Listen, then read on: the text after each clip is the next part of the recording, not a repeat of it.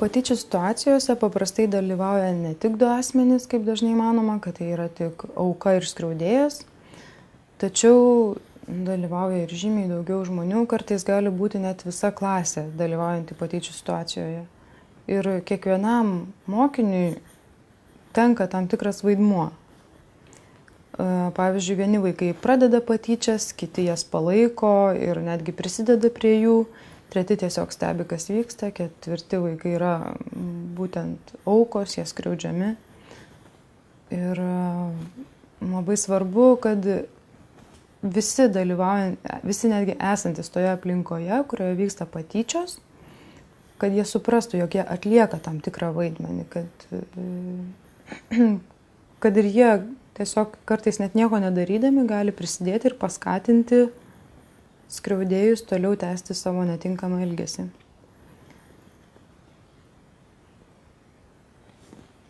Taigi pabandykime apžvelgti kiekvieną rolę patyčių situacijoje atskirai.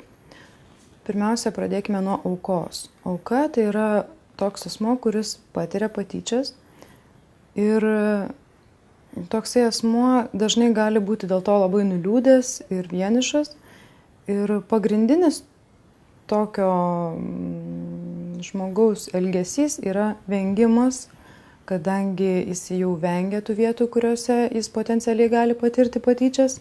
Taip pat atsiskyrimas, vėlgi dėl kitų atstumimo arba patyčių baimės.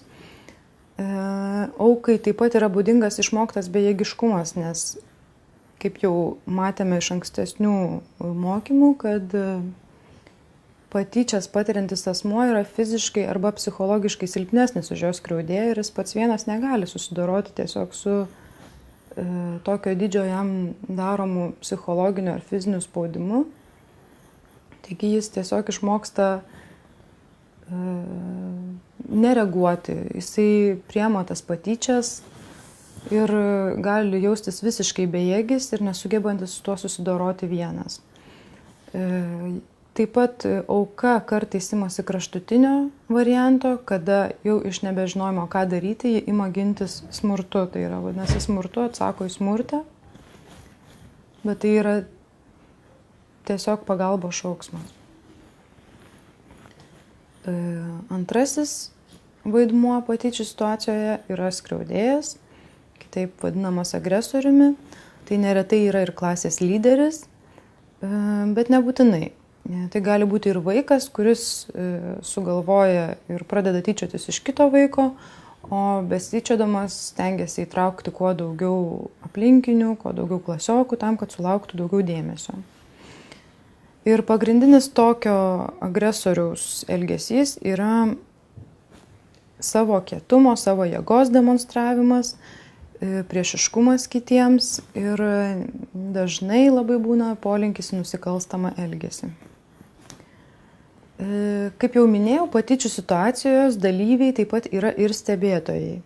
Tie stebėtojai gali būti kelių rūšių. Tai pirmiausia, aptarkime stebėtojus, kurie palaiko skriaudėją. Kitaip vadinami, jie yra agresoriaus palaikytojai. Ir tai gali būti visa grupelė vaikų, kurie patys patyčių gal ir nepradeda, bet jei kas nors jau pradėjo tyčiotis, tai jie tada prisijungia prie skriaudėjo ir jį palaiko. Tarkim, skriaudėjui pradėjus šaipytis iš kažkokio vaiko, jie pradeda juoktis, savo juokų palaiko tą visą tyčiojamusi procesą ir šaiposi kartu su juo, prisideda kokiais nors užgauliais žodžiais ir panašiai ir tiesiog jau patys pereina į skriaudėjo rolę. Taigi tai yra stebėtojai palaikantis skriaudėją. Tokie stebėtojai, jie gali būti dvejopi. Jie pirmiausiai gali, kaip jau minėjau, būti aktyvūs, kada jie patys įsitraukia į patyčias ir jie antrina skriaudėjui, bet jie nėra linkę tiesiog pirmi pradėti tyčiotis, galbūt trūksta drąsos ir arba ne tik drąsos. Ir jų pagrindinis elgesio modelis yra antrinimas skriaudėjui ir prisijungimas prie jo. Kitas variantas, kada tai yra pasyvūs stebėtojai, kurie palaiko skriaudėją. tai jie tik stebi, bet patys aktyviai neįsitraukia į patyčias, tačiau mintise ar galbūt savo tiesiog poziciją, savo buvimu toje situacijoje, jie palaiko skriaudėją. Nors aktyviai ir nieko nedarydami. Dar vieni stebėtojai yra neutralūs. Tai yra tokie vaikai, kurie tiesiog stebi, kas vyksta, kurie stengiasi likti nuo šalyje ir nesivelti nei į patyčias, nei jų palaikymą. Na, jie tiesiog nori nuo visko atsiriboti. Ir trečioji stebėtojų grupė yra tie, kurie palaiko auką. Tai, kitaip tariant, jos galima pavadinti gynėjais. Tai vaikai, kurie nepritarė patyčioms ir jie norėtų, kad klasėje jų nebūtų. Ir paprastai nėra lengva palaikyti vaiką patiriantį patyčias, kad kartais yra baisu ir pačiam tapti patyčių taikiniu, jeigu užstosi tą, kuris nuo jų kenčia. Taigi gynėjai yra skirstomi irgi į dvi grupės. Tai yra galimas gynėjas, tai yra toksai, kuris nepritarė patyčioms ir norėtų padėti aukai, bet nieko nedaro ir greičiausiai bijodamas pats tapti patyčių objektu. Jis, tarkim, patyčioms gali nepritarti tylomis. O kitas vaidmuo yra aukos gynėjas ir būtent tai yra vaikas, kuriam nepatinka patyčios ir kuris aktyviai stengiasi padėti aukai apsiginti arba bando sustabdyti patį priekabiavimą. Ir tai neretai taip pat būna lyderis, kuris išdrįsta pasipriešinti skriaudėjui, kitam klasės lyderiui. Naujausiams duomenims gauti 2012 metais Lietuvoje buvo atliktas patyčių situacijos tyrimas. Jis buvo atliktas elektroninės apklausos forma ir jame dalyvavo 265 žmonės, 9-10 klasių moksleiviai, jų tėvai bei mokytojai. Ir tyriamieji buvo iš 21 Lietuvos mokyklos ir iš 15 Lietuvos gyvenviečių. Šio tyrimo eigoje buvo siekiama nustatyti, kokius vaidmenis užima tyriamieji patyčių situacijoje ir kaip vyksta patyčios.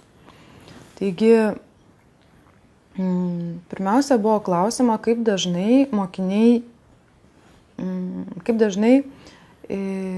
iš tyriamojo, tarkim, iš to 9-10 klasės moksleivio, kaip dažnai iš jo tyčiojasi per paskutinius 2 mėnesius. Ir jeigu patyčios buvo patiriamos 2-3 kartus per mėnesį ir dažniau, tai toks moksleivis buvo laikomas patyčių auka.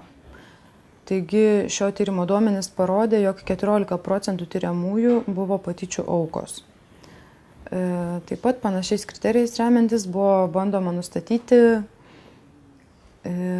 kiek buvo skriaudėjų.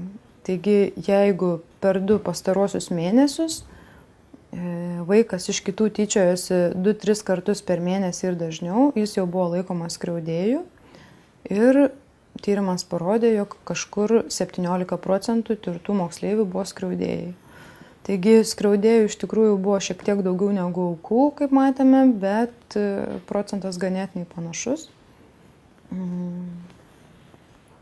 17% skriaudėjų ir 14% aukų. Daugiausiai moksleivių šiaip yra užimantys stebėtojų palaikančių auką vaidmenį, tai yra 32%. Ir patyčių prevencinės programos turėtų į tai atsižvelgti, būtent mokydamos tos moksleivius tinkamai nutraukti patyčių situaciją, tarkim, iškviesti suaugusiuosius ir skatindamos aktyviai, tačiau tinkamais būdais ginti auką, o netyliai stebėti patyčių situaciją. Kadangi visgi skriaudėjai tai gali palaikyti palaikymu jų netinkamo elgesio. Kažkur 24% moksleivių pamatę situaciją bando aktyviai apginti auką.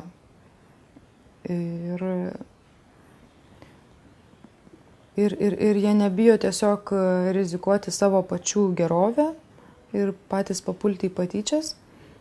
Taigi reiktų skatinti šį elgesį, tačiau vėlgi reiktų mokyti juos tai daryti protingai.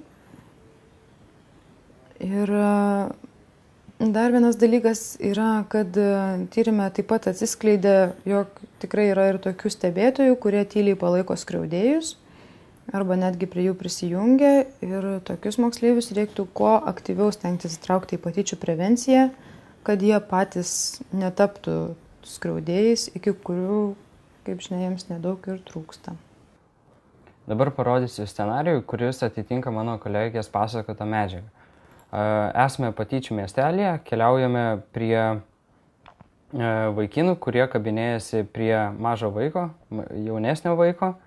Jie yra krepšinio aikštelė, štai jų būrelis, priejus pradedu dialogą, kurio metu jie kol kas dar nežino, kad aš esu už juos vyresnis ir lankau boksą, todėl jie su manim dar ginčiasi.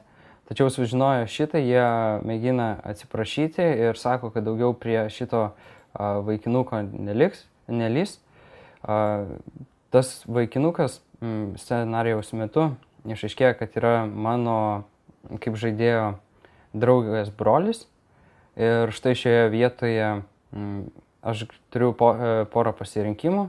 Vienas tai yra trenkite vienam ir kitam, jie išsigąsta ir pabėga, o kitas yra paleidžiate juos.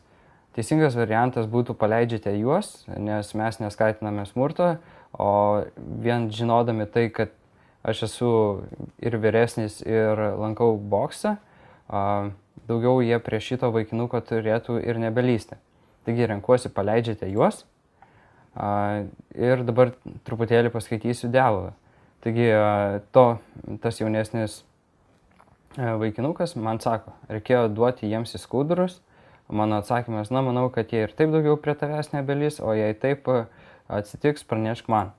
Gerai, kitą kartą kreipsiuosi, beje, imk šią knygą, tau mano sesė turėjo perduoti, bet nespėjo.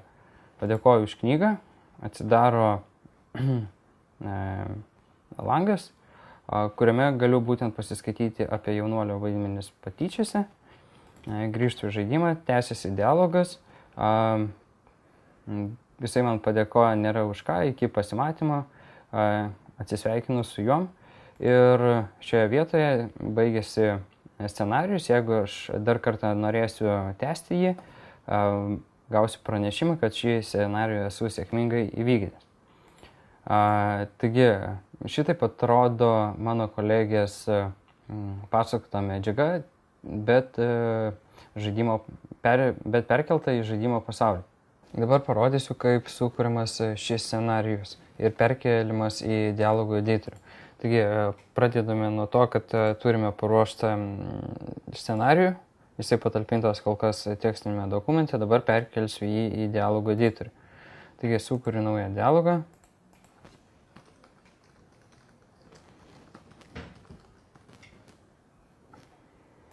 Turiu pagrindinį tašką ir sukuriu pagrindinę šaką.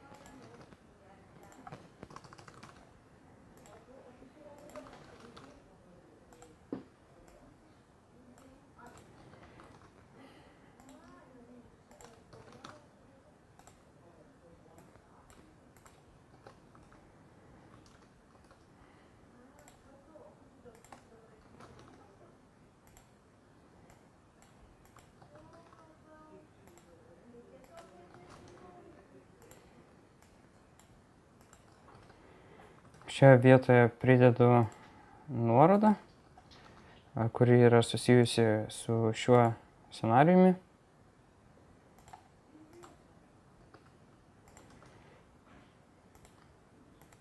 Šis taškas yra pagrindinės šakos paskutinis taškas. Jam priskiriu kintamąjį, taip pat duodu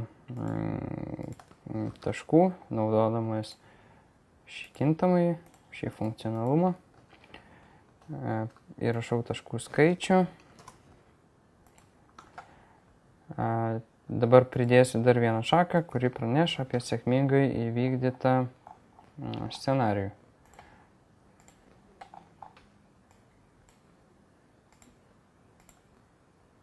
Taigi, ką tik matėte, kaip šis scenarijus yra perkeliamas į dialogų editorių.